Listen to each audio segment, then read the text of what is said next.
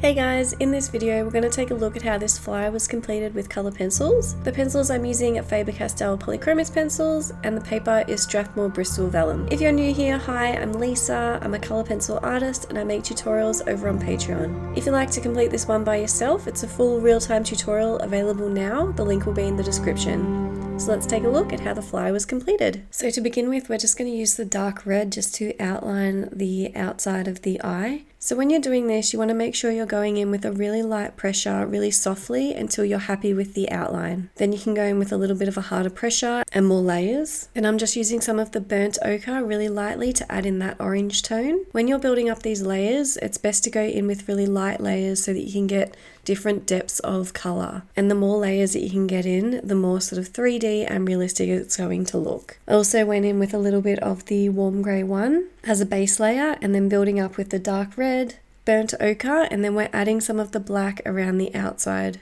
In the tutorial we go into more depth about how I'm going around the outside of the eye, getting it a little bit darker, making sure to curve your pencil in towards the eye rather than up against the line. This will prevent you from going over the line and making the eye look a little bit bumpy or going out of the lines for any reason. Even with the black, when you're going in, you still need to go in with really light layers. If it needs to get darker, you just go in with a couple more layers. And then going in and completing exactly the same thing with the second eye, using exactly the same colours. So we're using the dark red, the burnt ochre, making sure in the middle that we're very light, and resaturating those colours where we need to around the outside. So when you're moving down towards the mouth of the fly, there are a lot of little sections everywhere and it's really hard to identify where everything is and it can get really confusing. But all you need to do is just break it down into shapes that you can see. So in between the eyes, you can see it looks like sort of a triangle shape. Down the front, there's a couple of little furs that are poking out. So we're just going in and putting those really lightly with our black pencil. There are a couple of little bits of yellow in here as well, so putting a bit of that in and then using the warm grey one just to blend it down. And we're using the same method when it comes to the body. So as you look at the body, you can see that it's broken down into different sections and there are different shapes within each of the sections. So that's what we're going through and identifying at this point. I'm also using my embossing tool just to put in a couple of those little white hairs, little white details that you can see in there. And then we're just identifying one section at a time and putting those in really gradually. If you go over the whole fly, shade over everything, it can get very confusing and you sort of don't get all of those little details in there. So that's the reason that we're breaking it all down. So let's bring it back to the top iridescent section. Begin by outlining the section with your black pencil.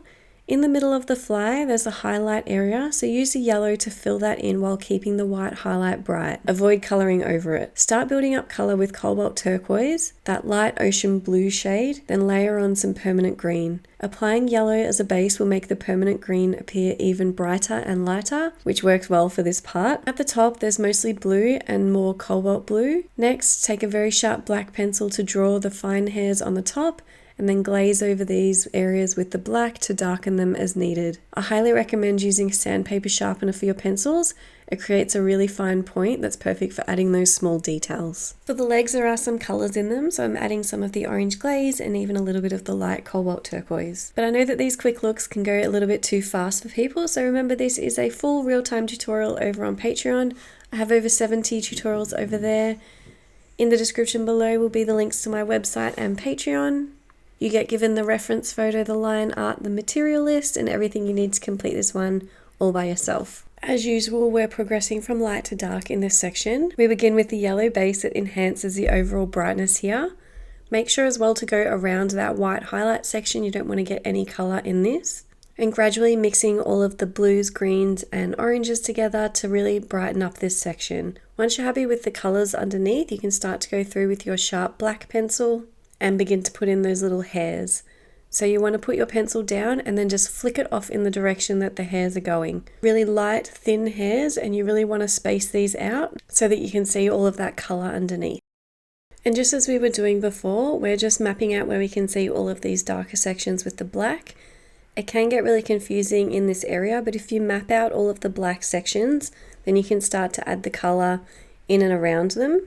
break it down into different shapes. Just put one shape in at a time. So now it's time to work on the wings. These can be really tricky depending what you're going to do with the background. So if you're just drawing the actual fly with no background, you can just do some cold or warm grey colours, add in a couple of the colours that we've already added in the fly. But if you're going to be adding sort of a tropical background or putting it somewhere dark, then you may need to evaluate which colours you're going to put in the wings to make it look like it's actually in the scene that you want it to be in. With mine, I'm also going in with some of the burnt ochre that we added in the fly and also some of the cold grey 3. Also glazing down some of the black and darker colours just to get that sort of brown tone. Moving on to the wing at the front, I'm starting with the black pencil just to outline where we can see all of these darker sections. And again, before you do this, you just need to make sure that you're figuring out what you want to do in the background. So if you're going to do anything colourful, those colours should be coming through the wings at the very end. So make sure to plan that out before you do this section. Also going in with some of the cold grey 3 just to start to darken it up a little bit. Where the body is underneath the wing, we're going through and just starting to lightly put in those colours, and then you can glaze over with your darker colours to help darken it up.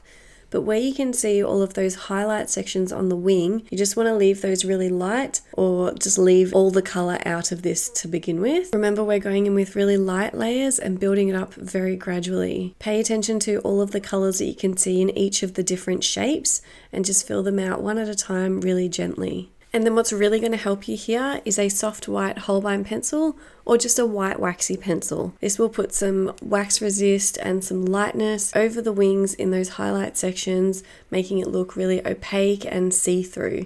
So this is what's really going to help bring it to life. If you don't have one of these, you could try sort of a white pencil, put in maybe a little bit of a gel pen, or maybe even use an eraser just to erase a little bit, just to make it a little bit lighter, then go over with a white pencil. But I really hope that you like this tutorial, guys. Hope that you learnt something from it. Remember to like and subscribe, and I'll see you in the next one. Thanks, guys.